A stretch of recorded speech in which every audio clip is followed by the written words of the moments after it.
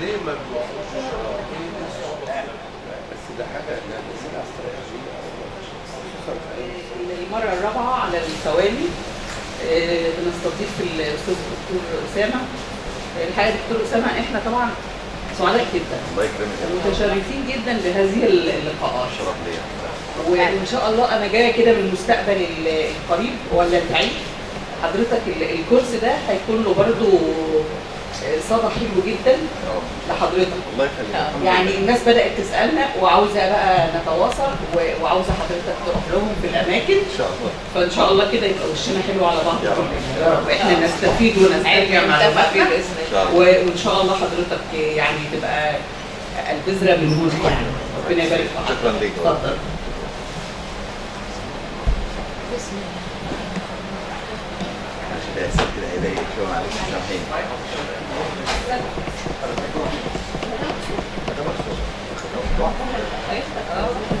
بسم الله الرحمن الرحيم. ان شاء الله المحاضرة النهارده باذن الله تكون يعني مفيدة لنا كلنا. اللي انا هركز عليه ان شاء الله الحاجات المهمة اللي هي حتى في الامريكان بورد اوف بيدياتريكس بيركزوا عليها اللي بتفوت معظم الجنرال بيدياتريشن، الحاجات اللي هي احنا بنهتم بها شخصيا بس كلينيكالي او ايه المهم للعيان نفسه، مش الحاجات اللي احنا بنحبها او عارفين نشخصها ازاي. لا المهم ايه المهم للعيان نفسه. What is important for the patient.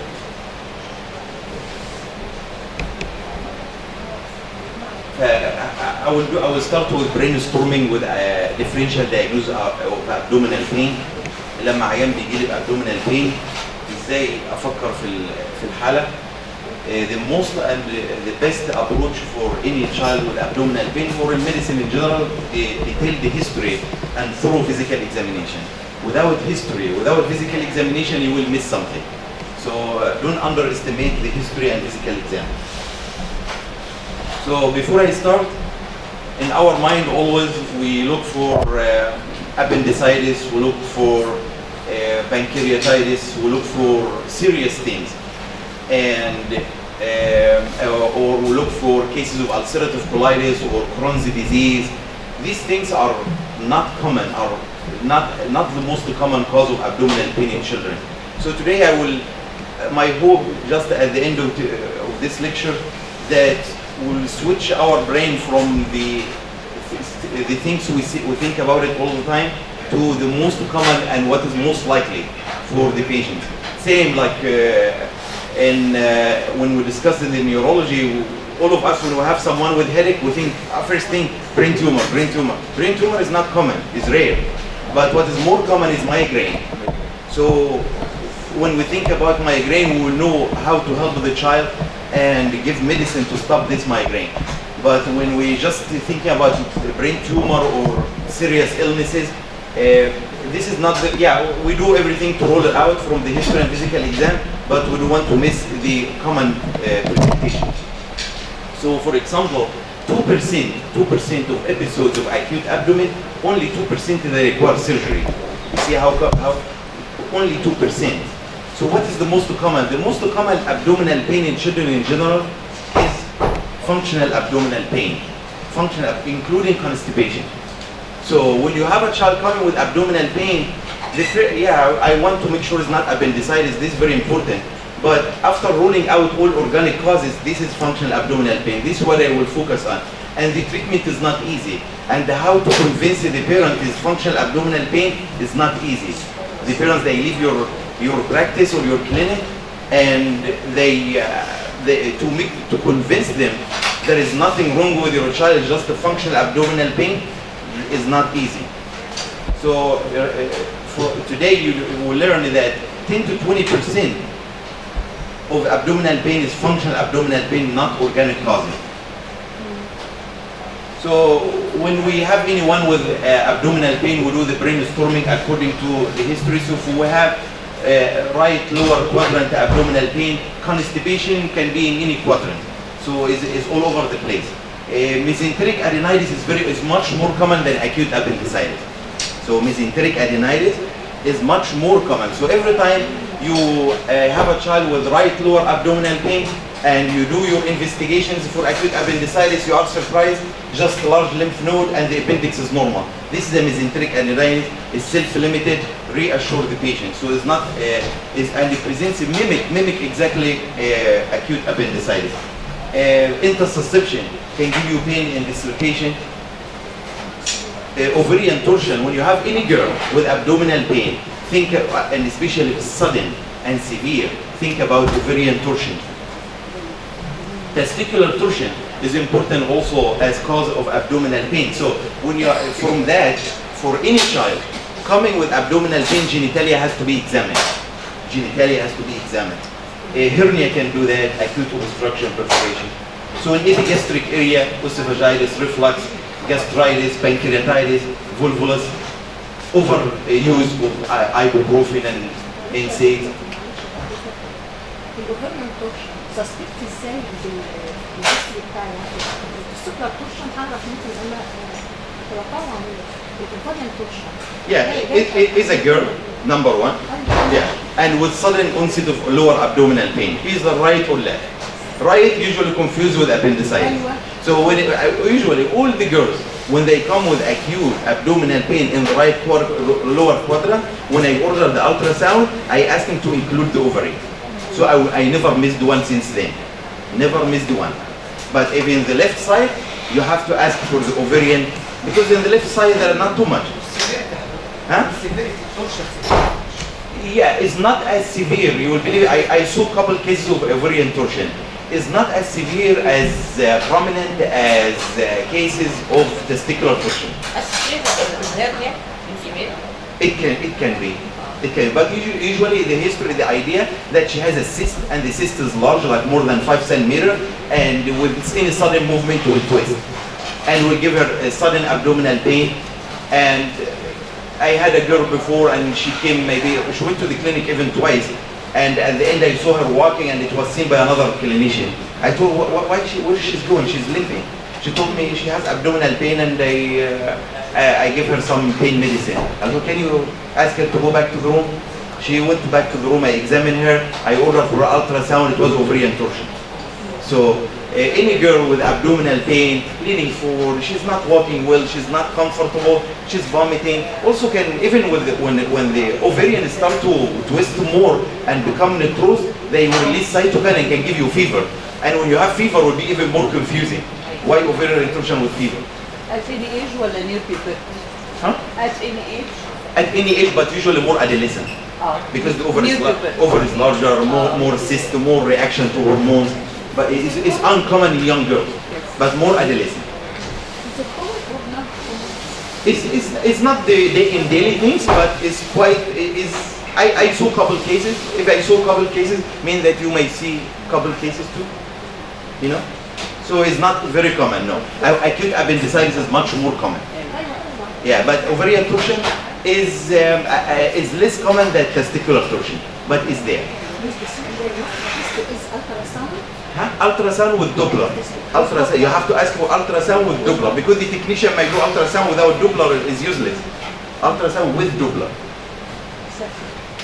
And Rena also left lower quadrant. Left upper quadrant spleen, like ABV virus infection, left lower lobe pneumonia, and UTI. Left lower quadrant constipation, colon, like colitis, like any infectious cause of colitis, like C. diff, for example. Left ovarian torsion, left testicular torsion, hernia, and sigmoid volvulus. Pain all over the body. This can be gastroenteritis. This is one of the common causes of acute abdominal pain. Usually, if you have diarrhea with it, will make it easy. Constipation, functional abdominal pain, abdominal migraine, cyclic vomiting, streptococcal. So when you have any child with abdominal pain, one of the things, you start from head to toe, right? And you open the mouth. And if you see petechiae in the mouth, sometimes they don't have throat pain. So if you see petechiae in the mouth, you know that this is the cause of the abdominal pain. Even some surgeon in the US, they do not perform the surgery unless they do swab the throat and examine the throat, and if it's red, they swab throat for strep before doing the surgery or proceeding further in investigation of appendicitis. So some surgeons, they refuse. I want to make sure there's no strap. So a strap can cause abdominal pain. Intussusception, of course, inflammatory bowel disease, Henoch line purpura, familial Mediterranean fever, DKA, trauma. So bile color, like usually is volvulus. Is any child with persistent vomiting and is bile, is bilious vomiting, is serious. Is like equal obstruction. Equal obstruction. One time you can be skeptical if the child is looking fine, jumping all over the place. One time bilious vomiting is not like really concerning as persistent. Persistent, looking tired and sick, like of course this is very serious. Coffee ground, like something from the stomach, like esophagitis, gastritis, bright red blood, like if someone vomit too much, you may have what is called Mallory-Weiss syndrome, like superficial tears in the lower part of the esophagus will give you blood tinged with the vomit. It's called Mallory-Weiss tear. And if it's food or gastric contained, like infectious causes, fecal appearance of obstruction usually, watery diarrhea. Watery diarrhea, if you have abdominal pain with watery diarrhea, this is most likely viral. It could be also bacterial. Bacterial can present in the beginning with watery diarrhea. It doesn't have to be bloody. And also parasitic. Even appendicitis can present with diarrhea. I had a couple cases of appendicitis before. The child, the adolescent, he was coming, he has diarrhea. And he's having abdominal pain. In the beginning, I was relaxed, it's diarrhea and gastroenteritis. Then when I examine him, he's jumping, like he's very tender and guarding in the right lower quadrant.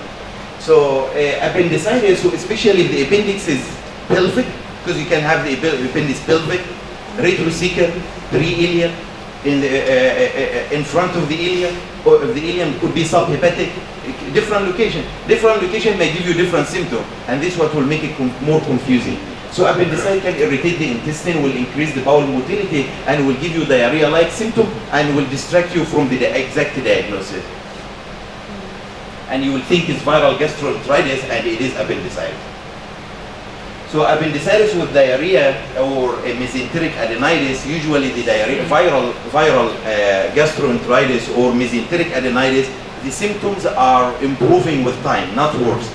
And the pain is not as severe as in cases of acute appendicitis. Acute appendicitis will keep getting worse regardless. Will keep getting worse. And the mesenteric adenitis, the same, will get better, but acute appendicitis, the symptoms will get worse. And the only way to confirm by ordering lab and imaging together, both together, not just the imaging. Of course, if you have a child with abdominal pain and you ask about, and this is a very important question, this is the most common, so it's worth the question. You ask the patient, how is the stool appearance? Is it hard? The frequency, how many times per week your child goes to the bathroom? So some parents, they don't know if the child is having constipation or not because they are not checking the child. But he just, mom, my tummy hurt. Okay, so then the first thing, ask about bowel habits. How many times per week? Less than 3 is constipation per week. So constipation can give you even severe abdominal pain enough to make you think that it is acute abdomen. I had few cases before with impaction.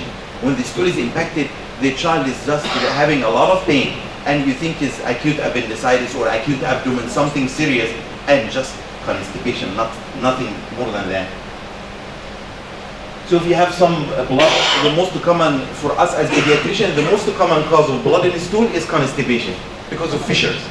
This is the most common, not other causes like Henoch line purpura is rare. Colitis is not at that, so constipation is more common than colitis. Polyps, also constipation is more common than having hamartoma or a little bit polyps is necrosed or bleeding by itself. Current jelly stool is a late presentation of intussusception. We never wait for that. We will learn that soon. When the stool is dark, like black, usually digested, blood digested with acid, this means melena. If the stool is pale or ecolic, and the child, so you have to combine it to 2 things. The stool is pale plus the eye is yellow. But the stool is pale and the child looks fine and the eye is not pale, yellow, and it comes and goes, this is normal. I will reassure the parent, no problem, no biliary atresia or anything like that. So what are the investigations we do for GI? primarily we order CBC. CBC is very important. We'll give a lot of information, like if you have inflammation, it may show leukocytosis. You may have anemia. The child is continuously losing blood in stool. ESR and CRP, this will rule out, will knock off inflammatory bowel diseases. So you will not have inflammatory bowel disease, Crohn's and ulcerative colitis with normal ESR and CRP. Is unusual. Urinalysis. So any child, girl, boy, girl, coming with abdominal pain, one of the most important things to do it is UA, urinalysis. And if we do not do urinalysis, we will miss something. So any child with abdominal pain, urinalysis is very important.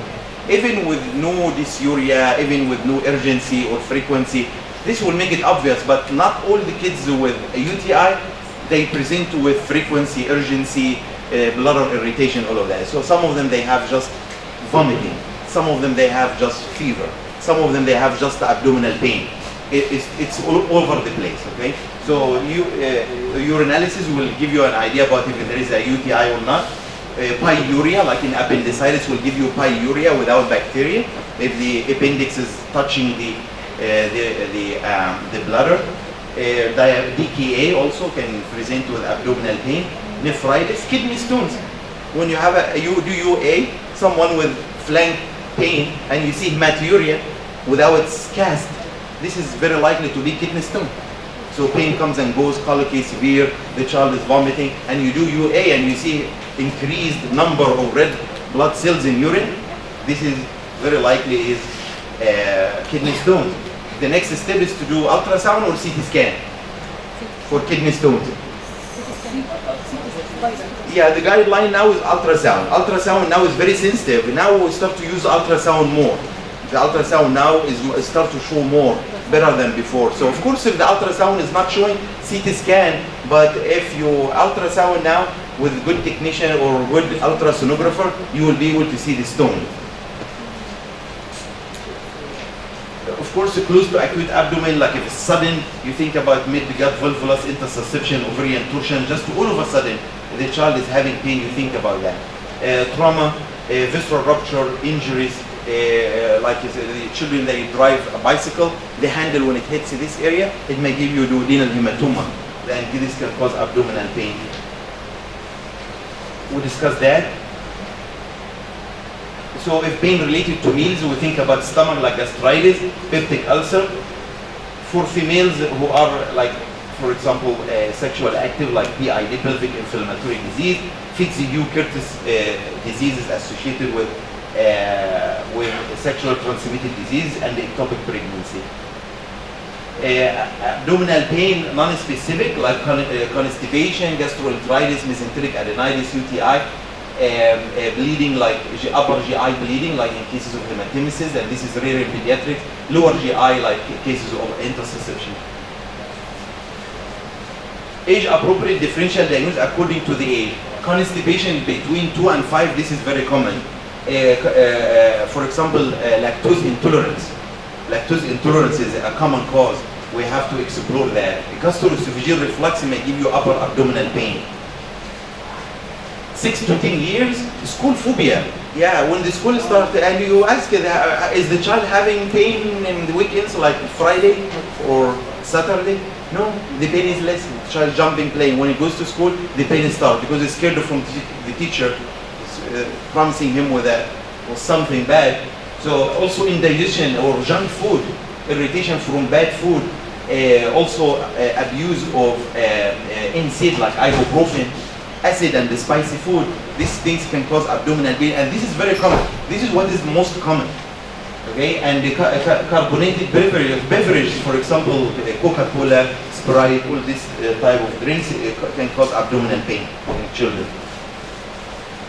Okay, let's take this case. Is a 9-year-old girl has been experiencing recurrent abdominal pain for 3 months, which worsens when she has a bowel movement and then subsides after. She occasionally has constipation and sometimes diarrhea. Her physical examination is normal and her growth curve is 50 percentile for both height and weight. All her labs are negative, including celiac panel. What is the most likely diagnosis? Inflammatory bowel disease, irritable bowel syndrome. So this is common. Okay, so the key words here that the chronicity like is more than 2 months. More than 2 months. Of course, someone with abdominal pain for 1 week is not irritable bowel syndrome, but it has to be chronic, like 2 months or longer, to say a child is having irritable bowel syndrome. And of course, the diagnosis of exclusion, everything else is negative, growth curve is normal. So functional abdominal pain is or functional abdominal pain disorder syndrome. These are a group of symptoms, like for example, irritable bowel syndrome, abdominal migraine is common, cyclic vomiting. Sometimes they pronounce it as cyclic vomiting. Okay, so if you hear it, both are fine. Functional dyspepsia. Functional dyspepsia in pediatrics is much more common than peptic ulcer disease. Abdominal migraine, yeah, this is very common in pediatrics. Like, and this is the same migraine in the head, but it comes in the stomach. And this can be associated with or without cyclic vomiting. Okay, and so the treatment is exactly the same like a migraine headache. And migraine headache is more common to be abdominal in pediatrics than the head. In adult, more common to be in the head than the abdomen. Okay, so means, and also is a diagnosis of exclusion. Means that you have to exclude all organic causes to come to conclusion that this is abdominal migraine.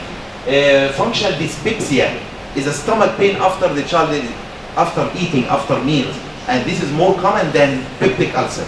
Peptic ulcer is rare in pediatrics. Functional abdominal pain not otherwise specified, not meeting the criteria of these, and functional constipation. I will go one by one, and I will go in details of that one. I would like to spend some time in functional abdominal pain for us to be familiar with it, because this is the most common. So if you have irritable bowel syndrome, you already all answered the question correct. Is abdominal pain for at least 4 days, like most of the week, for at least 2 months. And you have is related to defecation, a change in frequency of stool, a change of form of appearance of stool. So this is just a reminder for the appearance of stool comes in like nuts, like lumps, or it comes like sausage with cracks, looks like a snake, or looks like soft blobs or small edges, and fluffy and watery. So all these changes can happen with irritable bowel syndrome. If you have a child with a possibility of irritable bowel syndrome and you give him a treatment for constipation and no more pain, this is not irritable bowel syndrome. This is functional constipation. So if you suspect, if you have a child with irritable bowel syndrome, you have to rule out organic causes. So I have to make sure it's not inflammatory bowel disease. Yes, it's not common, but I have to make sure it's not. So by ordering fecal calprotectin and serum inflammatory markers, ESR and CRP should be good. So, and also, when you have a child with irritable bowel syndrome and the growth curve is normal on 50 percentile, growing and following his curve, this is unlikely to be something serious. And usually I use this tool to help the parents to be convinced. You look at your child is growing, is not losing weight, is good. So nothing serious, your child is not in trouble. Abdominal migraine, the criterion is usually paroxysmal, comes and goes, acute periumbilical, lasting 1 hour or more. Episodes are separated by weeks to months, like every 3 to 4 weeks. And it interferes usually with normal activities, usually associated with anorexia sometimes, nausea, vomiting, just two. 2 of those should be enough, headache, photophobia, pallor. And for 6 months to call it abdominal migraine. Cyclic vomiting, same like abdominal migraine, but episodes of vomiting, comes and goes. Every 3 to 4 weeks, the child will vomit for 3 to, like say, 2 to 3 days, 4, 5, 6 times a day or more. And in between, 3 weeks later, he's fine. Same like cyclic neutropenia, same also, okay? So this one, vomiting for 3 or 4 days, then after that, in between interval, everything is fine. So it may have some prodrome, like your child will look pale, and these cases are real, and I had a couple cases like that. Like a child with cyclic vomiting, we did everything on earth to make sure there is no organic cause, everything is negative. So this is at the end the cyclic vomiting. Okay, and they may have intolerance to noise and light because it's part of abdominal migraine. It's same like abdominal migraine but with vomiting. And precipitant excitement or infection, stress, Average 12 episodes per year. Each episode might last 1 to 3 days with 4 or more emesis per hour. Diagnosis, as all functional abdominal pain is called diagnosis of exclusion. Exclude all organic causes, then you will say this is a functional abdominal pain. So lab will be based in history and physical examination. At this point, the child will go through endoscopy, upper GI, to rule out intermittent bowel malrotation, to brain MRI to rule out any intracranial mass, metabolic studies to rule out any metabolic disorder. This one is very important because almost confused with peptic ulcer, which is functional dyspepsia. The child eats food, like after meal, he feels full very quickly and his stomach starts to hurt and doesn't want to eat anymore. So it's called postprandial fullness, early satiation or early satiety, epigastric pain or burning not associated with defecation, abdominal bloating like gas, postprandial nausea and excessive belching, eructation. Possible causes like a stretch of the stomach over, like when the child eats something, the stomach stretch and will increase the sensation and will cause visceral hypersensitivity or impaired gastric accommodation to the amount of food and impaired gastric emptying. This all possibilities, but the exact cause is not clear. And the symptom at least 4 times a month for at least 2 months. All of them the same except migraine is 6 months. So now I'm confused now. Is it peptic ulcer or functional dyspepsia? How would we differentiate between both? So in peptic ulcer disease, the child is sicker, having more tenderness. The child is having positive stool or positive occult blood in the stool, may associate with nausea and vomiting and sometimes weight loss. Okay, so it's more significant symptom. And for us as pediatrician, you can simply start with testing the stool for occult. If there is an ulcer, you will see blood in the stool.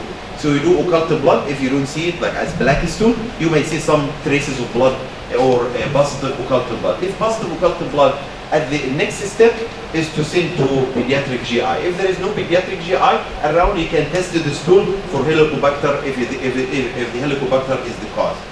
But a child with functional dyspepsia, and you, for example, the father has Helicobacter, and tell you my child may be having, and then you test the child for Helicobacter, and you give him 14 days of. Helicobacter is still coming or can it stop? Huh? Helicobacter coming. Oh yes, coming. So if you have recurrent abdominal pain due to functional dyspepsia, and the Helicobacter is positive, then you give all this combination, nice combination of treatment. And then the child will come back in the follow-up. How is the pain? The pain is good. I'm sorry, the pain is still the same or a little bit better, but still complaining. Okay, so did you take the medicine on time? She missed 1 dose. Okay, let's start all over again. For example, then she comes back again.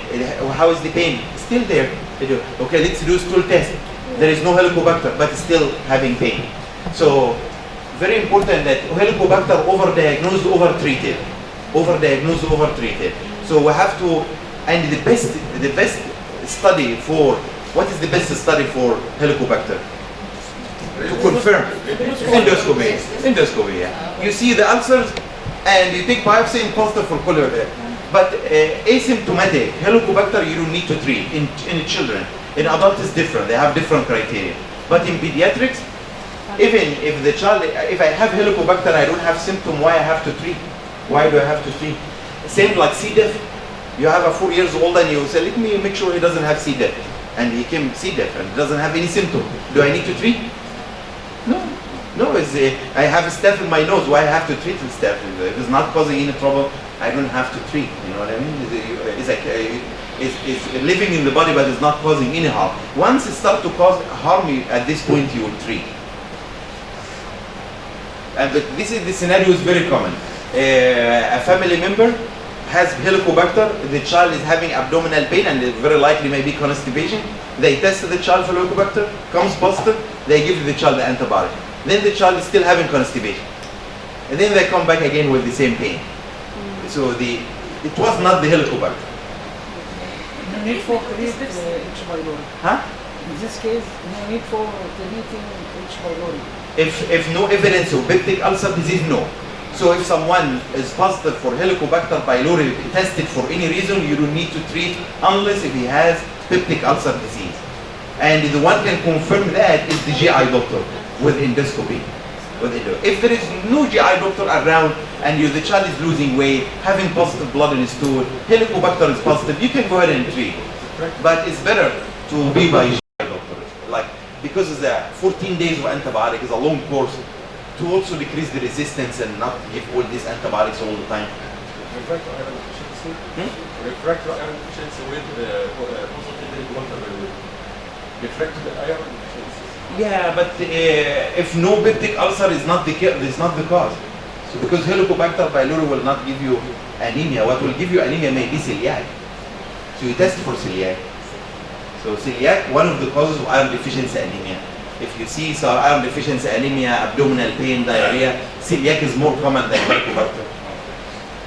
Then functional abdominal pain, this is more common during in teenagers. Episodes of discomfort, early satiety, associated with meals, but no relationship with defecation, not associated. This is very common in adolescent. But you have to rule out also all organic causes. Because Crohn's is common in adolescents, so you have to make sure it's not Crohn's. This is one of the most common you will see all the time, constipation. And constipation is behind everything bad. It can cause abdominal pain, abdominal discomfort, maybe absence from school, can cause UTI. You know that constipation, when I have a child with UTI, I ask the parents, does he have constipation? Yes. So I have to treat because treating UTI with antibiotic is easy. But to prevent the recurrence of UTI, you have to treat constipation.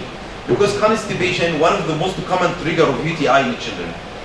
Constipation. And is underdiagnosed, underestimated because really we don't ask too much about it. But when we have any child with abdominal pain or UTI, we ask about constipation, will increase the awareness of constipation. Like the criteria for functional constipation mean no organic cause, less than 3 defecations per week, at least 1 episode of fecal incontinence, sensation of anorectal obstruction or blockage, history of painful or hard bowel movement, the stool diameter are large fecal mass in the rectum. Like when you do the digital rectal exam, you will feel like the rectum is full of masses, full of stool. And the large diameter stool may obstruct the toilet. And بالبلدي كل شوية يتصلوا بالسباك يعني. Celiac disease also can be associated with failure to thrive, diarrhea, and abdominal distension, but also challenging celiac disease. Celiac disease may present with constipation. I have one child, she used to come with constipation, like 3-4 years of age, and her tummy always has masses, big masses. In the beginning I thought it was Wilms tumor or something, large masses. Then every time we do the ultrasound, it's not tumor, it's just stool. And then the parents, they would not comply with the test, but eventually we did some blood work, and one of them was celiac. I was not really sure would be celiac or has nothing to do with celiac, but she was positive for celiac, bad positive, like it should. And celiac, for her celiac was associated with constipation, not diarrhea. You may have celiac alternating both together or diarrhea only, may present with normal body weight. So see, you may have celiac with normal body weight, not failure to thrive. I have 2 kids in my clinic with obese, both of them obese, brother and sister, with recurrent abdominal pain, and they have celiac disease. And so if you suspect celiac, so the bottom line, you order or you investigate for celiac in any child with abdominal pain, with any child with chronic abdominal pain. It's part of the panel, so include it.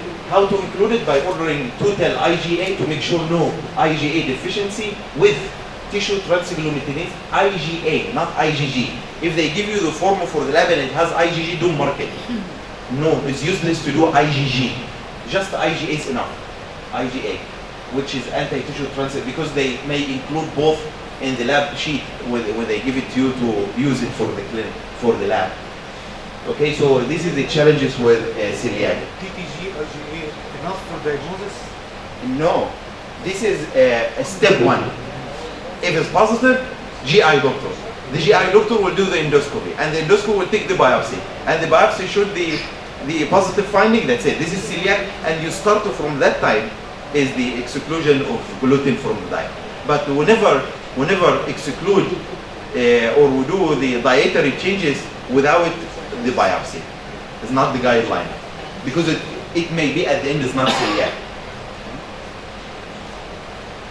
So abdominal pain require investigation like fever, arthritis, skin tags, fissures, fistula, aphthous ulcers, Crohn's disease. You have slow or delayed growth in delayed puberty like inflammatory bowel disease in general, weight loss. Any child with weight loss will have to investigate.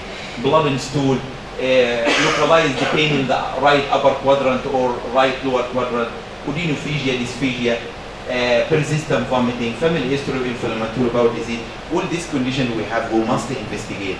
We cannot just reassure. So functional abdominal pain, the management, as I said, is not easy. It's not easy to. So number one, we have to مش بينفع نقول بالعربي كده للأب والأم ابنك بيتدلع مثلا أو كده. لا, this is not really a good answer to the parent. We have to acknowledge and reassure the family that you believe that their child is suffering from pain and the pain is real. Yes, I understand. He has pain. And reassure the family that this disease is not dangerous. And I show her the lab. You see, all your labs are normal. The growth curve is normal. And so we investigated for all possible cause of serious illness. So we explain to the family so they are feel comfortable. You know? And they educate the family that another thing very important to be truthful. It is chronic condition and no cure. No cure. Your child will live with it. So you have to be frank. Inshallah يبقى كويس ده مش صح. Inshallah هو مش هيبقى كويس. It's not going to be good. It may get better with time as he gets older, but it's not. There is no cure because if you tell him he will be good after 1 month, then it's still there after 2 months. She will leave you to another pediatrician because you didn't say the truth. So we have to ask him to avoid to do diet change, avoid fried food, red sauces, and decrease the amount of milk and junk food in general. Increase fiber in diet. This will help a lot to make the stool more bulky. Vegetables. Probiotics like well studied, like Bifidobacterium, brevi, or Lactobacillus rhamnosus. These two are in American Academy. They study it and they see that it's beneficial to change the bowel and the habit and decrease the pain from functional abdominal pain. They are safe, well tolerated. But if the patient cannot afford them, it's okay. They can eat yogurt, laban ripe, anything has lactobacillus. Something very peppermint. Anyone knows what turmeric? What is turmeric? ها؟ التمرك. حد قال كركم صح ما شاء الله عليك. So الكركم مع النعناع they are well studied.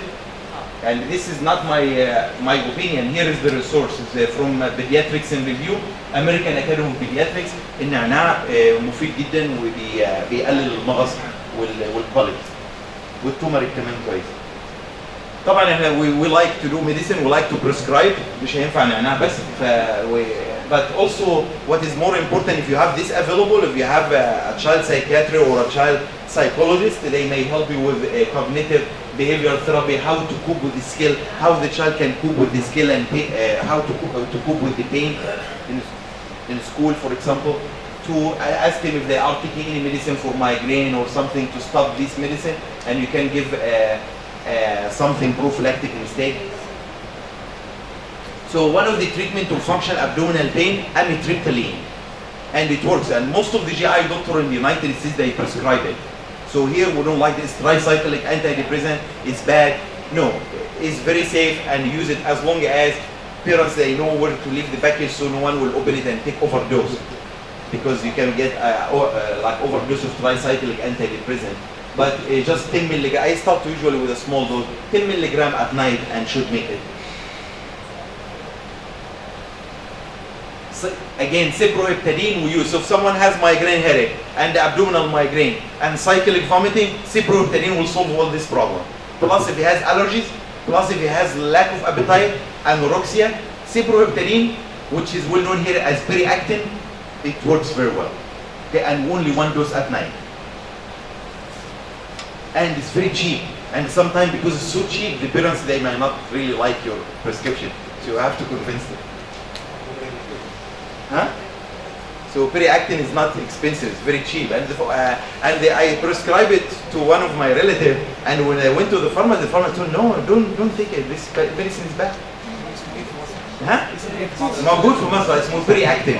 ايوه ده من زمان كانوا جايين كليات في الحضانات كانوا بيدوا الاطفال ده في الحضانات يناموا لا وفي البيوت الامهات كانت بتنام عيالها بيه بس الفارماسيست قال له لا ما تاخدش الدواء ده حذره قال له لا قال له كذا قال له لا ما تسمعش كلامه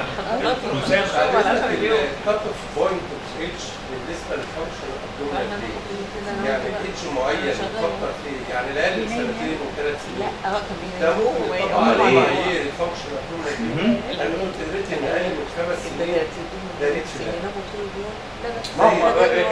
يوجوالي لو حتى في سن اقل بالذات لما يكون في بوزيتيف فاميلي هيستوري اوف مايجرين ممكن الفانكشن ابدومينال بين يظهر بدري يعني مالوش سن ده انت تعرف اقول لك على حاجه مالوش سن خطر بوينت No, you know that infantile colic may be related to migraine. Infantile colic in newborn baby, 3 weeks old. Yeah, if the mom has severe. neonatal migraine. Yeah, if the family history is very strong, if migraine, the mom, the grandfather, everybody has migraine, and you see a neonate, you give him whatever, and the infantile colic is so bad. This is very likely related to migraine. It's one of the theory. يعني الاتش مسموح به سنتين ثلاثه لان الفانكشن ابدومينال المفروض ان هم اكتر في العيال الكبار It's more common 5 years school age. So school age, this is the age of like 5 years and older. School age, this is the time to see from the functional abdominal pain. But you can see cyclic vomiting in younger than 5. So we have a case, an 8-year-old boy with nausea and vomiting every 1 to 2 months. Each episode lasts a few hours for 1 to 3 days. Otherwise healthy, no symptoms in between episodes, positive family history of migraine. What is the best treatment? Hydration and supportive care. This is a case of cyclic vomiting. The treatment is hydration. He can use triptans for abortive, like say he's having a lot of vomiting because sometimes they have 10, 20 vomiting. So you can use triptan, like rizatriptan, sumatriptan, whatever is available. For how much? Huh? Would use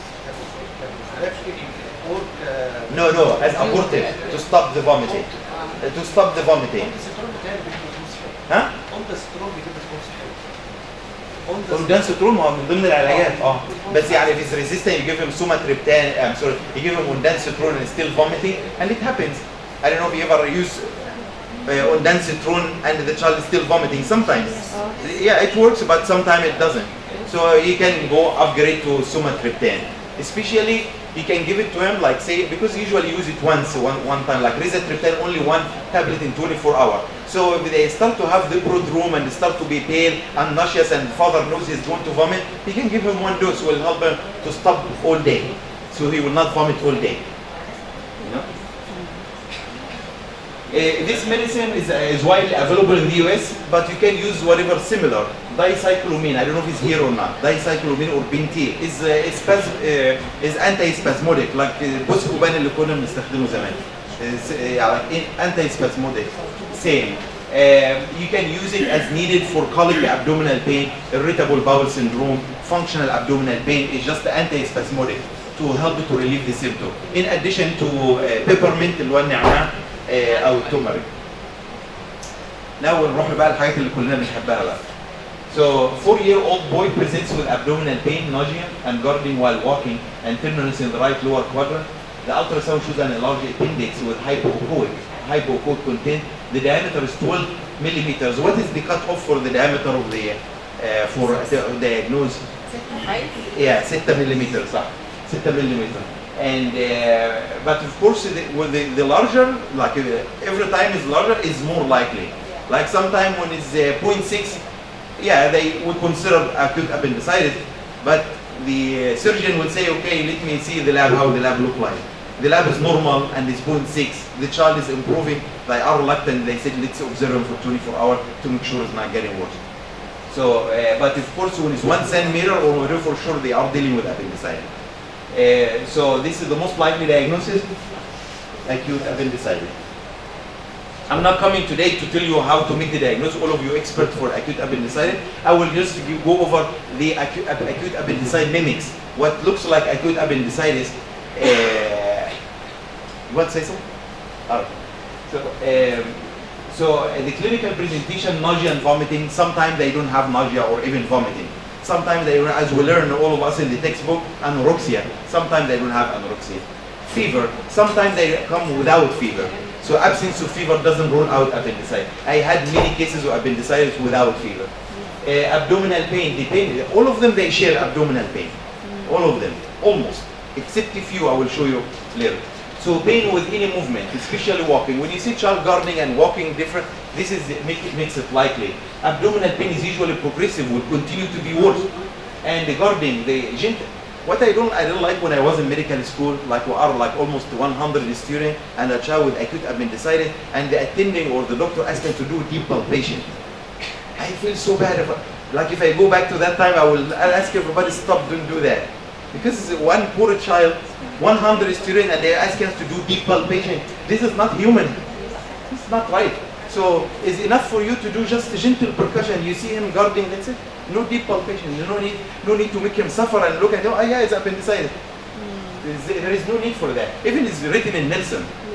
Even written in Nelson, like it's not humane to do deep palpation for a child. You can exaggerate the guarding. You do just like that, a little touch. He's jumping and he's crying, and you do deep palpation to make him cry more to prove your point. So abdominal tenderness is the single most reliable finding in the diagnosis of acute appendicitis, abdominal tenderness. And if in doubt, huh? Yes, yeah, this is for classically, but if you do just a touch like that and the child is jumping, you wouldn't need to go deeper. He's already in pain. You know what I mean? So this rebound and the deep palpation and you leave it like that and you see him jumping, this is a torture. بنعذبه كده. He's already. So I didn't like that when I was in medical school, because it was these poor children, because the university is free, they don't pay. So all these students, big line, and everybody deep palpation, and the child jump, and at the end the children هم اللي هيخلوها ترابشر.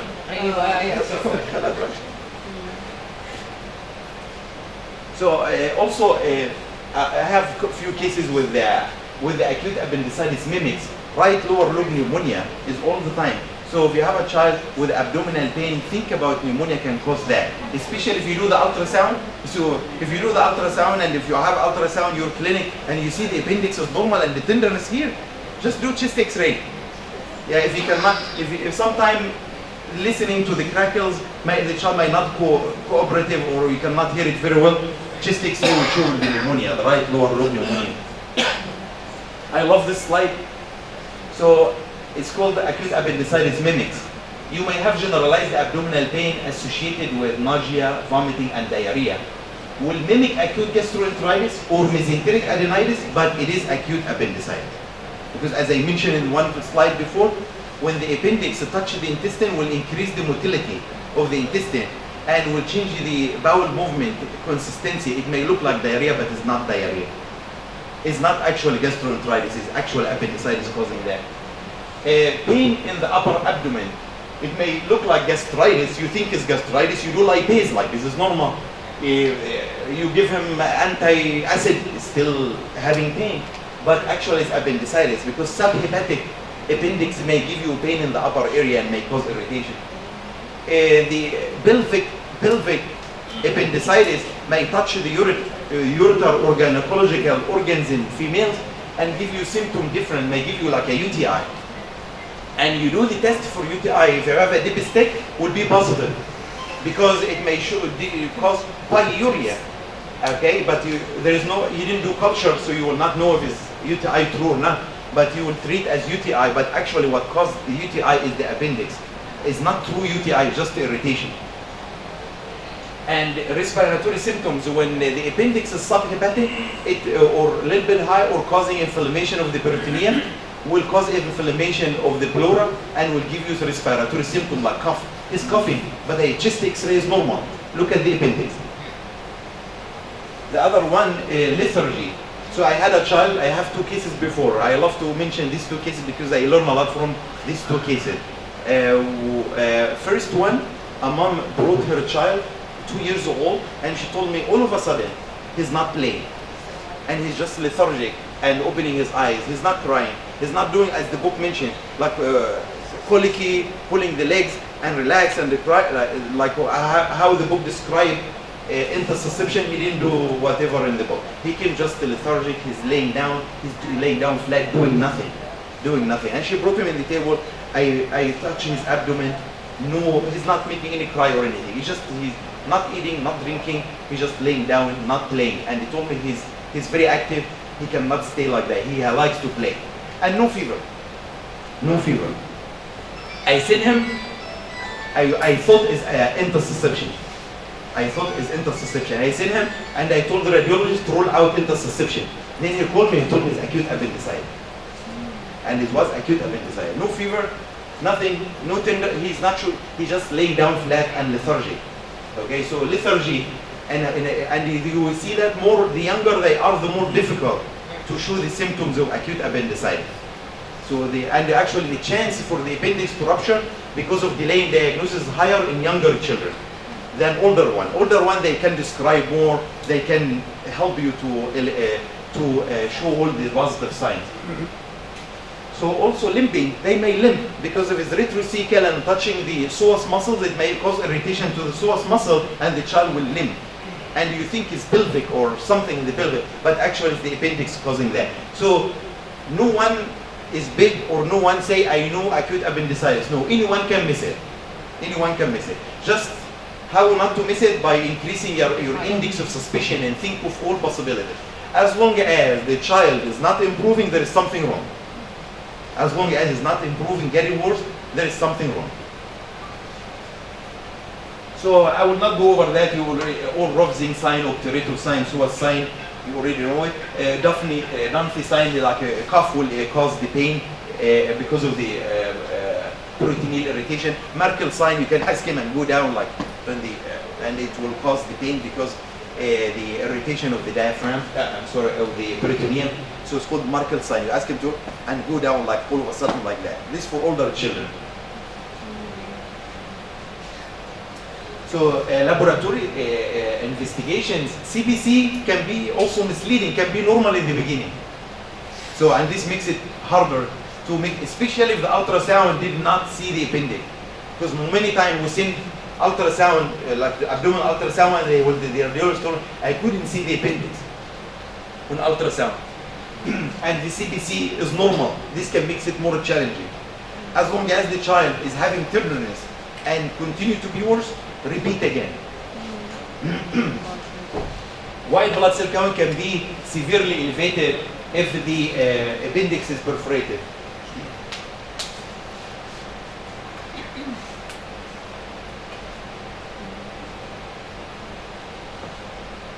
So what is the best initial study to order for any child with suspected acute appendicitis? Only things, three things. CBC, urinalysis, and ultrasound. If it's a girl, include the ovary. If it's a girl, always include the ovary. So CBC, urinalysis, and abdominal ultrasound. Only that. You don't have to do CRP, ASR, and just to cost the family a lot of things. Is not going really to make a difference in the diagnosis. CBC, the white count more than 15,000, and urinalysis may show pyuria, it could be all negative except as a case of UTI, not acute appendicitis, and the ultrasound. So when I send the child, someone who is presenting with manifestations of acute appendicitis, looks like acute appendicitis. So I send them with CBC, urinalysis, and no ultrasound. The radiology called me and they said, I couldn't see the appendix. But the white count is 17,000. And I called the mom, how's the child now? She told me still in pain. I admit him. And I repeat again the ultrasound, or consult the surgeon, or order a CT scan. 12 hours. 12 hours, you can repeat. No, for the appendix you don't need Doppler. For the ovary one. But first time already saw the ovary is fine. If it was a girl. Okay, Blood cells and suspicion. 15,000 or higher. Yeah, so leukocytosis. Okay, so and if the ultrasound, huh? Normal figure من 7 ل 11,000. Normal figure. Yeah, but when it's 15,000 or higher is highly suggested. Okay. Of course, if he's having fever, the more symptom you add, it makes it more likely. You know. But for example, if the mom told me or the radiologist told me, because I give them the combination to do all together, the radiologist told me the ultrasound is normal. Then I look at the CBC. CBC is normal. So I ask the mom, how is the child? She told me he's okay, a little bit better. I ask her to come back to the clinic the second day to examine the child to make sure everything is fine. So in this case, very likely it's not appendicitis because the ultrasound is he couldn't see the appendix. Because if it's seen if the appendix was seen and is normal, that's it. This is not appendicitis. But if it was the problem when it's not seen, when they cannot find it, and the CBC is normal, and I pull the mom, how is your child, how is the baby doing, or how is your child doing? He will tell if it's doing better, the pain is less. He now wants to eat. He's hungry. That's it. It's not appendicitis. So we know, all of us, we know the criteria for the ultrasound. CT scan is the gold standard if the ultrasound is not conclusive. So most of the surgeons in the US they cannot operate without imaging. They don't. I remember when I was in medical school, all the kids they come with tenderness in the right lower corner, they go for surgery. I'm sure like almost 50% of them they were mesenteric adenitis. Yeah, but now we have imaging, so why would to operate and open and do all this surgery and all this cost and put the child at risk for anesthesia and it's not appendicitis. So all now with the standard in the US, no operation, no surgery, no appendix to be removed without imaging. And if the ultrasound didn't see it, next step CT scan. لا ده الميديكال سكول القديمه دي كانت يعني تقريبا عندنا حالتين اتفتحوا وانا نايم وطلعوا تايفويد في الاخر. الله سبحان الله. So acute appendicitis management is surgical. One important thing for us as pediatricians, we have to be compassionate with the pain medicine. Because here when I was admitted one time here in the university here, and I had a colic, like a renal colic from one kidney stone, and it was very hard to receive morphine or anything strong, and the pain was severe. Nothing was working. So I don't know why the pain medicine here is not easy to obtain. So when a child with appendicitis is suffering from pain, give the child a strong pain medicine until the surgery is done. It's very important. So in the US, all my children, when they are admitted, I give them morphine or something similar, like higher level of analgesic, not just the Tylenol or ibuprofen. No, I give them. بعد الشهور diagnosis. Yes, when it's appendicitis, I give it to him. So he's crying, I have to give him pain medicine. لو انا So suspect انها appendicitis بس لسه مش diagnosed، ادي analgesic ولا لا؟ yeah, you can give Tylenol, ibuprofen, acetaminophen, paracetamol, ibuprofen, no problem. But because how I'm gonna give him morphine when he's not admitted? He's already on the floor, right? And I already confirmed his appendicitis. Before confirming. Huh? قبل ما If he's in a lot of pain, he's not able to sleep.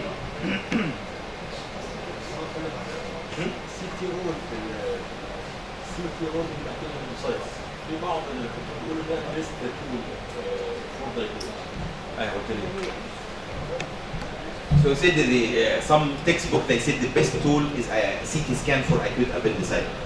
This it depends where you practice. If you have a good ultrasonographer, like a good radiologist, so يعني في radiologist ممكن بالultrasound أحسن من CT.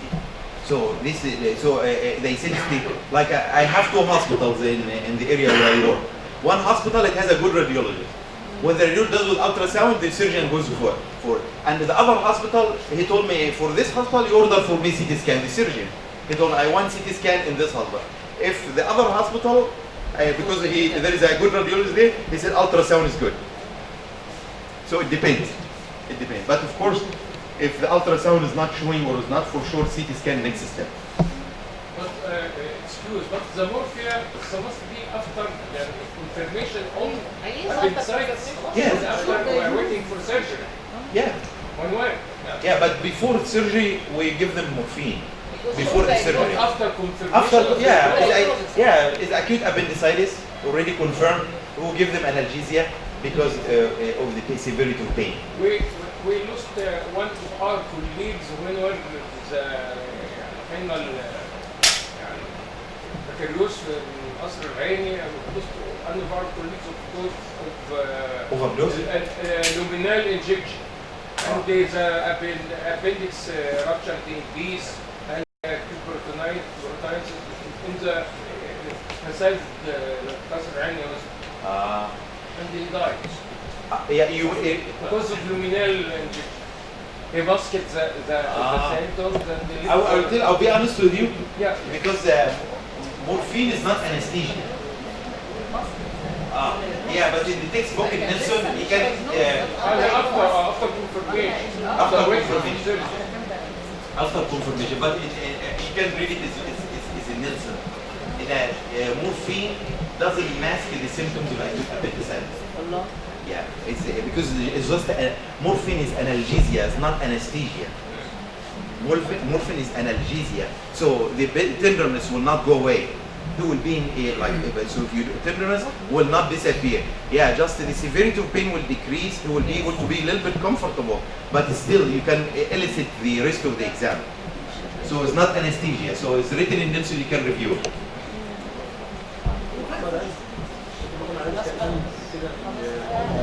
حالة الانسايتس البين ده انا اديله انالجيزك وبيتألم يعني بيقول ما بقولش عشان هو البين موستنج ده سيمتوم ده ساينس بيقول ده مش انديكيشن لا هو ادي انالجيزيا على البين ده Yeah, the standard of care, I will tell you what we do in the US. All the surgeon, when they have a child admitted and they do how they do the pain medicine according to the scale, 1 to 5, 5 to 7.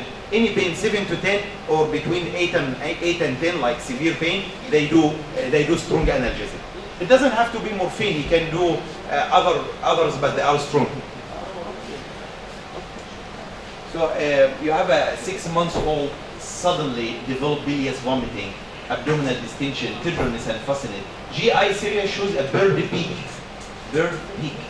sign of the second portion of the duodenum. What is the best next step? Abdominal CT, upper GI, immediate surgical consultation, barium enema. Exactly. What is the diagnosis? Exactly. Thank you. So this is a case of volvulus. So I will not go too much with volvulus. Volvulus just want to know this is a surgical emergency and it should be suspected in any event with persistent bilious vomiting. It's because of incomplete rotation of embryonic bowel, it will cut off the blood supply. الأشعة تاني؟ Here is this area is the twist here, so this is a peak, bird peak in upper GI. It's called the bird peak.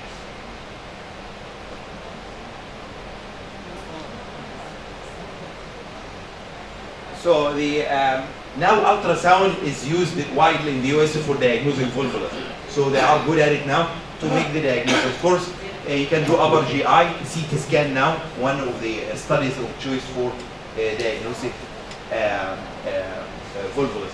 This is a 2-year-old male with recent history of acute gastroenteritis, vomiting and diarrhea, presenting with intermittent bouts of severe abdominal pain and lethargy with a probable tubular mass in the upper abdomen on examination. As you see here, there is a filling defect here. There is a target sign. What is the most likely diagnosis? This is a classic intussusception. So intussusception, this is the most common cause of intestinal obstruction in children. It's common. And more common in infants. You see it more in infants than older children. Child 4 years and 5 years of age is unlikely to have intussusception unless if they have a lead point, something causing the recurrence. But is the idiopathic one, the common one, between 6 months and 36 months. The most common I see around age of 9 months. The common site is ileocecal junction, and the lead point could be a polyp, it could be a tumor, or Michel's diverticulum.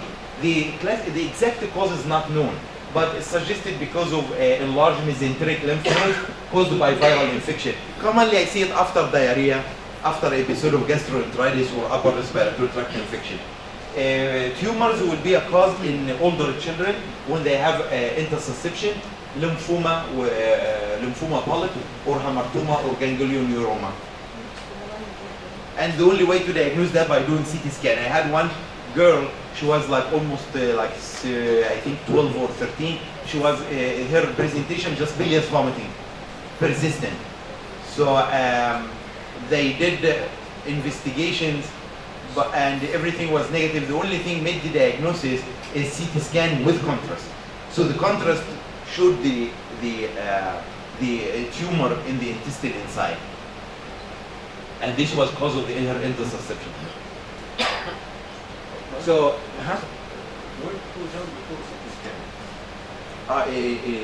if the ultrasound is not conclusive, you don't know what is the cause. Because you are worried about intussusception, malrotation, obstruction, volvulus. It's not, and usually this will be an older one. Ultrasound is so sensitive. The best study for young children. Donut sign, target sign. So abdominal pain may be clear umbilical, right lower quadrant pain, often intermittent in intussusception, continuous in appendicitis. Very important. Lethargy is out of proportion. So you see the child is having, yes, diarrhea, gastroenteritis, but it's very weak. This is not a case of regular acute gastroenteritis. Regular gastroenteritis, the child is vomiting, feels thirsty, wants to drink. He's active if it's not is not severely dehydrated. But ممكن نقف هنا ونكمل بعد الدور ان شاء الله. يبقى بعد الصبر ولا الصبر؟ ممكن حضرتك هتاخد قد ايه؟ 10 minutes يبقى بيتهيألي يلحق في الصلاة ولا بعد الصلاة؟ ان هم يختاروا. نلحق ماشي؟ اتفضل. تحب اشيل لك دي عشان تلقط؟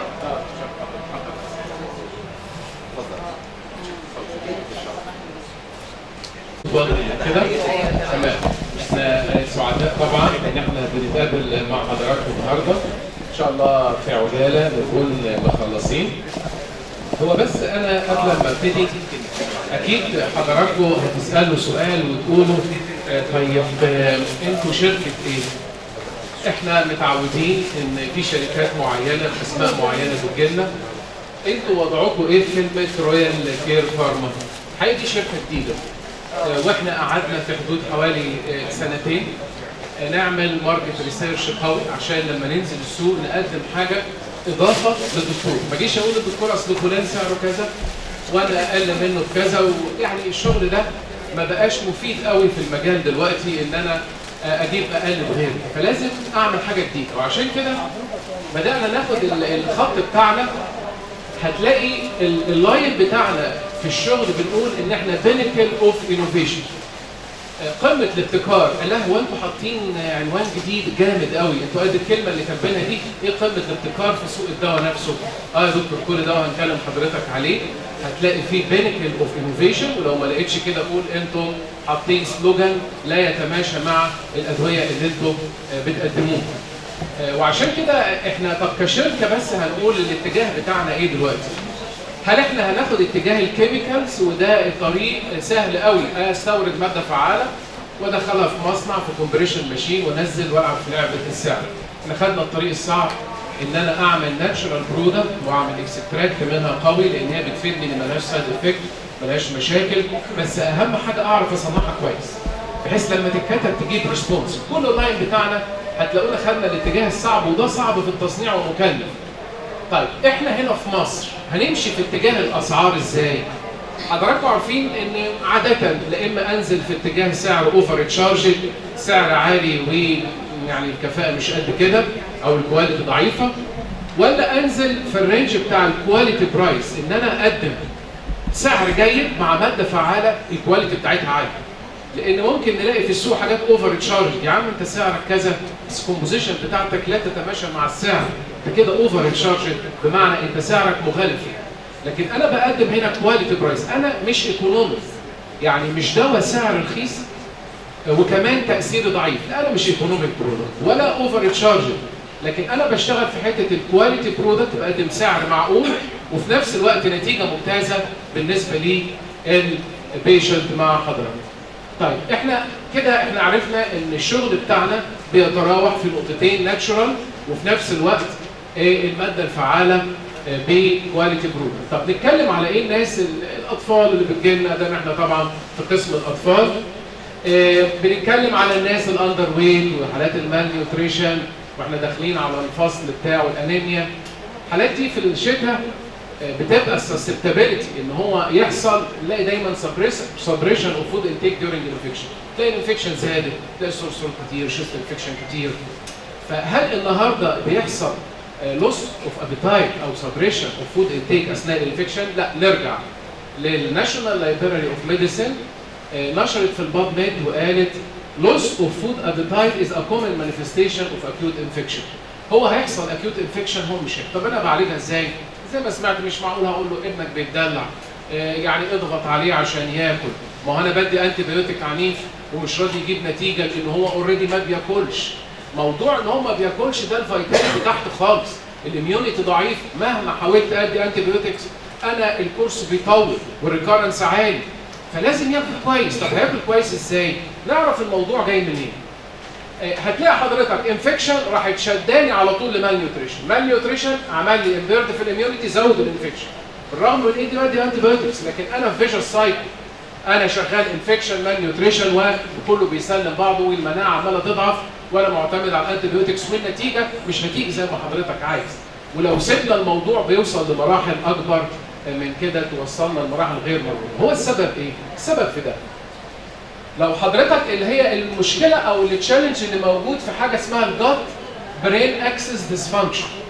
في مشكله في الجات برين اكسس ديسفانكشن ان الجي اي تي هرمونز اللي واصله للابيتايت سكريتوري نيورون اللي موجود في الهايبوثالاموس قليله قوي. فالجي اي تي هرمونز مش قادره تعمل ستيميوليشن للابيتايت سكريتوري نيورون اللي هو هيديني الفيلينج بتاع الجوع الشديد. فبالتالي دي قليله خالص، فهو دايما شبعان مش عايز ياكل. طب انا في حاله انفكشن الشبع ده ما يفيدنيش. بمعنى بصوره اكثر وضوحا اهي، بمعنى الجيرلين والبي واي واي والسي سي كي كميه قليله جدا اثناء الانفكشن، وبالتالي ما بيحصلش ستيميوليشن ابيتايت سكريتوري نيورون، وبالتالي هو دايما شبعان ونفسه مش مسدوده ومش مساعد معايا في العلاج. طب احنا عملنا ايه؟ احنا بنقدم لحضراتكم النهارده هديه للقسم بصراحه. ان احنا بنقدم ده اول هديه النهارده، الافاندوريكس شراب. ايه الافاندوريكس شراب؟ الافاندوريكس شراب في الفارما لما بنيجي نقول على دواء ابيتايت ستيمر، هو اول واحد نازل في الحته دي. ابيتايت ستيمر يقول لك ده انت حاطط ماده فعاله واحده. لكن لما ابقى حاطط اكتر من ماده فعاله بيسموه اريكسوجينيك، بمعنى ايه؟ ان هو في اكتر من ماده فعاله ابيتايت ستيمر. طب احنا حاطين كام؟ حاطين 10 ابيتايت ستيمر. هو في الحته دي لوحده هو مش بيحسن الهضم، هو شغال ابيتايت ستيمولانت فقط ومش بماده فعاله واحده، باكتر من ماده فعاله. ليه؟ لان انا عايز اثناء الانفكشن ثاني يوم يحصل ريسبونس. مش قد بقى افاندوريكس وان شاء الله مستنيين 10 20 يوم عقبال ما يجيب نتيجه، لا. الكلام ده لو انا حاطط ماده فعاله واحده، فحاطين ماده فعاله اكتر من ماده فعاله 10 بحيث من ثاني يوم اقدر لدرجه اني بقول لحضرتك انا بدي نص معلقه او معلقه صغيره الصبح وبالليل بعد الاكل، ولو لقيته شد في الاكل قوي رجعها معلقه، عينك عليه، بحيث انه من ثاني وثالث يوم ممكن الاقيه بقت الامور شديده ممكن اقلل الدوز. طيب النهارده الافاندوريكس احنا بنشتغل ازاي بالنسبه للافاندوريكس شراب؟ طبعا دي الاكتف برنسبل بتاعتنا 10 ابيتايت اهو، انه بيطلع الجي اي تي هرمونز بصوره عاليه، فبيحصل ستيميوليشن للابيتايت سكريتوري نيورون اللي في الهايبوثالاموس، وبالتالي شعور الجوع بيكون عنيف بصوره اكثر وضوحا في الافاندوريكس اهو. الافاندوريكس يقدر يبدا يعمل ستيميوليشن للجيرل بي واي واي والسي سي كي فيطلعوا بصوره عاليه، فيصلح الجات برين اكسس ديسفانكشن، فيحصل ستيميوليشن للابيتايت سكريتوري نيورون اللي موجود في الهايبوثالاموس في الداينسيفالي، وبالتالي الشعور بالجوع بيكون عنيف، وبالتالي انا بشتغل في الحته دي فقط وبدي ريسبونس عالي من ثاني يوم في استخدام الافاندوريكس.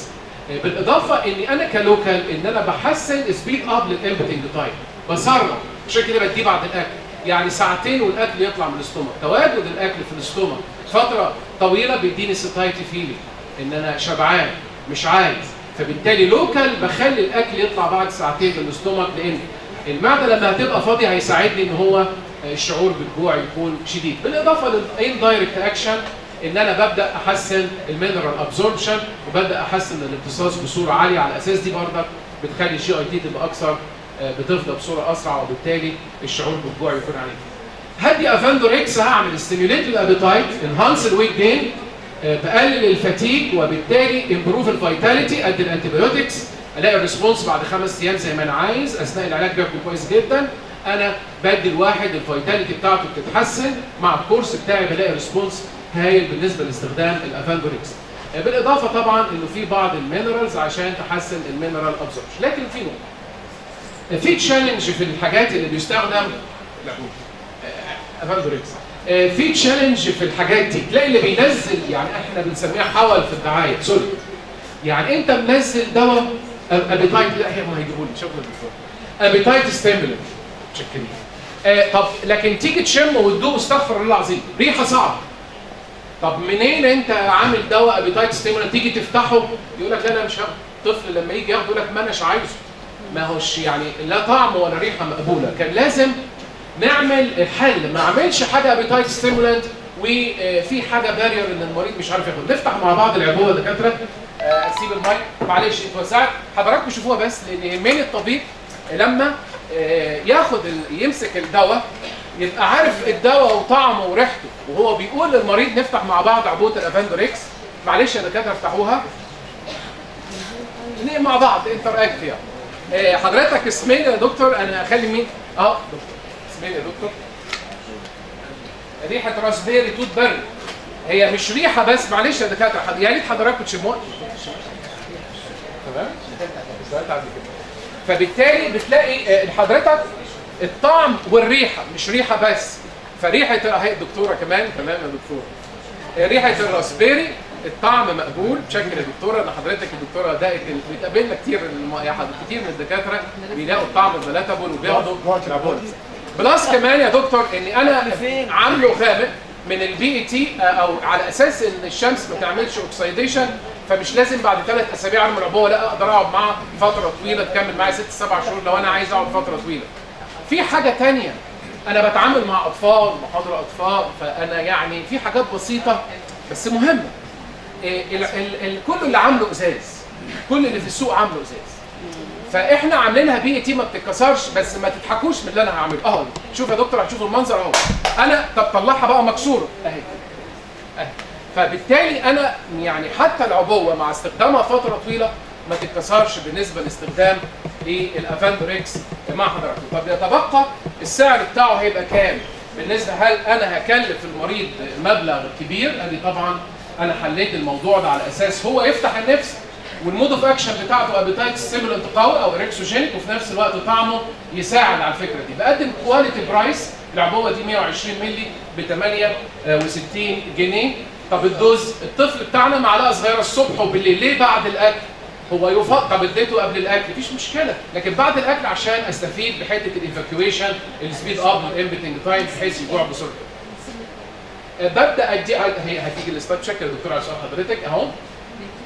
بالنسبه لي الدوز بتاعتي من قبل 5 سنين معلقه صغيره، من بعد 5 سنين لغايه الجيرياتريك معلقه كبيره صبح وايه بالليل. يعني حضرتك من بعد 2 اقدر ادي، من 2 ل5 عشان نبقى بالظبط شويه. فده طبعا بالنسبه لي الدوز بتاعتنا، وفي فلاير، في فواصل هنوزعها جوه مكتوب فيها الدوز دي. طبعا لما اخش على البرودكت بتاعنا الثاني اللي في عجاله وفي 3 دقائق هشرحه، ده بالنسبه للافاندوريكس. لكن في حاجه ثانيه تحفه، انا في القسم هنا انا هخلص يا دكتور انا عارف، بس ده هكون عجاله جدا في شرحه. ده تحفه، دواء مش هاجي دمياط واقول لحضراتكم الهديه الثانيه. لو هو ما لقيتهوش هديه قولوا لا ده هم يعني قالوا لنا هتسمعوا حاجه وطلعت حاجه ما هيش يعني على المستوى اللي احنا عايزينه. الهديه الثانيه اللي بنقدمها، دخلنا الماركت بتاع فيتامين، فيتامين دي 3. حضرتك تقول لي ايه اللي مدخلك بقى في الحته دي؟ انت داخل وسط حته يعني، ده دي 3 ده حبيبنا من زمان. طب احنا اطفال، يبقى خرج نطاق الاقراص، طلع براه، يبقى احنا هندي دروبس نقط. طبعا دروبس الاطفال ممتازه جدا. طيب احنا عملنا ايه؟ احنا بنقول بينكل اوف انوفيشن، كل حاجه بنعملها فيها تصنيع الاورال دروبس. احنا لقينا يا دكتور في حاجه تشالنج جامد قوي، ان كل دي 3 اللي موجود في السوق في مشكله كبيره انه لا يحتوي على فيتامين كي 2، وده بيعمل لي مشاكل على اللونج ران بعد سنه او سنه ونص، كوارث مش مشاكل، لدرجه ان الادويه الدروبس اللي فيها دي 3 فقط نقدر نقول ان احنا بندي هارمفول دروبس، او بالتعبير الاكثر يكون علمي انا بدي حاجه سون اور ليتر هتعمل اكتوبيك كالسيفيكيشن دروبس. اللي بياخد دي 3 انا هخلي الكالسيوم يمتص ويبقى في السم، لكن هيعمل له رونج دايركشن، هيروح في السوفت تيشو، واهم حته بيحبها كرونيك نمره 1 ثم برين ثم كدني ثم لنج، حتت حساسه يحصل فيها كالسيفيكيشن تعمل لي كوارث. فلازم هدي كي 2. طب كي 2 هيعمل ايه؟ هيعمل اكتيفيشن للاوستيوكالسين، هيعمل الايه الاوستيوكالسين ياخد الكالسيوم يحطه في البون والتيس، هيعمل اكتيفيشن للماتريكس جي اللي بروتين يمنع البريسبتيشن بتاع الكالسيوم في السوفت تيشو. طب احنا عملنا ايه؟ كمان التركيز اللي موجود في السوق ضعيف. اللي في السوق دي 3 نقط للاطفال بنستخدم 100 انترناشونال يونت في النقطه. فيعني برضك تركيزات مش مساعداني. طب احنا هنا البينيكل اوف انوفيشن تشوفوا حضراتكم اللي حصل، بنقدم سيرابيوتيك دروبس. طب انتوا عملتوا ايه؟ الكيدورال ده بنقدمه هديه للقسم في كل حاجه، هديه. ايه الكيدورال اللي عمله؟ الكيدورال يا دكتور هو الوحيد في السوق المصري فيتامين دي 3 وكي 2 بتركيزات قويه تعمل ستيميوليشن. انا خلصت اهو. طب النهارده يا دكتور اهو في عجاله لو بصينا الدروب الواحده فيها 400 انترناشونال يونت، اللي في السوق 100، انا 4 اضعاف. وكمان حاطط في النقطه 25 مايكرو جرام كي 2 عشان تعمل ستيميوليشن للاوستيوكالسين والماتريكس جي ال بروتين. طب انا عملت الواحد مللي اللي هي الدروبر بتاعتنا، الدروبر الواحده فيها 10000 انترناشونال يونت دي 3، فيها 10000 انترناشونال يونت دي 3 زي 625، بالاضافه ان هي محطوطه على كوكونات بيز. ايه كوكونات بيز؟ ما انا لازم اخده على وجبه دسمه. ايه حكايه الوجبه الدسمه؟ الوجبه الدسمه عشان تتعمل فوم سيل ويمتص، لكن انا حطيت الكوكونات حطيت له الوجبه الدسمه جواه. انا مش محتاج اخد وجبه دسمه مع الكيدورات. ليه؟ ما انا حاطط الكوكونات بيز. خد وجبه دسمه خير وبركه، ما خدش وجبه دسمه مفيش مشكله. تاني حاجه الكوكونات دي ريحتني في حاجه، ان الحاجات دي بستخدمها فترات طويله، ريحه وطعم. تاني واحب حضراتكم افتحوا حضراتكم، خلاص ده اخر حاجه اهو، افتحوا حضراتكم عبوه الكيدورال شوفوها. انا ثواني وهكون خلصت، دقيقه وهكون قفلت اهي. انا يهمني تشوفوا الكوكونات اودر. شوف يا دكتور، شوف حضرتك الكوكونات، وبالتالي وفي نفس الوقت اللون عشان ما يحصلهاش اوكسيديشن وما بتتكسرش.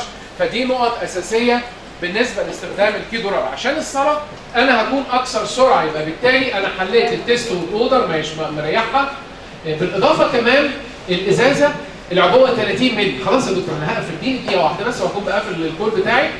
طيب السعر بتاعنا كام؟ سعر هديه 55 جنيه عبوه 30 مللي. انا النقطه ب4، يبقى المفروض العبوه تعمل 8 عبوات. ده البروفيت مارجن بتاعه تقريبا صفر عندنا، بس بنقول للدكاتره جربوا لان دي دواء يتحكم على الانسان. هديه بعد 3 شهور اعمل تحليل، لا تعادل التحليل لا ما تعادلش. ده بالنسبه طب الدوز بتاعتنا في الكيدورال احنا كده هنكون سريع. خلاص يا دكتور انا خلصت اهو. لو التحليل عندي من 20 اقل من 20 يعني محتاج تريتمنت، هنمشي كالاتي. بالنسبه للاطفال اهو في التريتمنت هدي 3 نقط من 0 لسنتين، من سنتين ل 11 5 نقط، التينز الناس المراهقين 10 نقط. بريفنشن هدي نقطه او 3 او 5. ازاي بقى؟ طب بريفنشن من 0 لسنتين نقطه، وبعد كده هقدر اديه من 2 ل 11 3، ومن 12 ل 18 هديه 5 نقط. معلش يا دكاتره هتقولي لي الدوز دي هننساها، انا كده خلصت. حضراتكم افتحوا كده يا دكتور هتلاقوا فلايرز او بوك مارك فواصل كتب. فين اهي؟ هشوفها هنا اهي. انا هنا عليه من سنه. ايه؟ كاتبين عليه من سنه. مش من زيرو؟ كاتبين عليه من سنه. عشان الكيتو من كيتو. البيشنت هم قالوا لي انا بكتبه من زيرو ليه؟ البيشنت هم قالوا لي انا مكتوب عليه من سنه. قلت لهم لا قولوا انا بكتبه. يبقى هنا يا دكتور يبقى هنا يا دكتور ادي الدوز اهي في فصل الكتب نفسه هتلاقي الدوز بتاعتنا مع الاطفال سواء اذا كان بريفنشن او تريتمنت بالنسبه لاستخدام الايه؟ مكتوب كده خلاص ما النقطة فيها 400 نقطة فيها 400 وادي الدوز بتاعتنا عشان حضرتك ترجع لها دي بتاعت حضرتك موجودة مع حضرتك في المعاد. ففي الفاصل احنا كده خلصنا نقطة واحدة على طول كبريفنشن وثلاث نقط كتريتمنت أول سنتين بعد كده اهو بتبقى 5 نقط أو 3 نقط. البوك مارك أو فاصل الكتب لما يعني تقروا تحطوه فاصل مكتوب عليه الدوز بتاع الافاندوريكس وبتاع الكيدورا. احنا متشكرين جدا ويعني تصلوا بقى براحتكم وسلام. متشكرين يا دكتور. شكرا يا دكتور. متشكرين يا دكتور. اتفضلوا براحتكم بقى.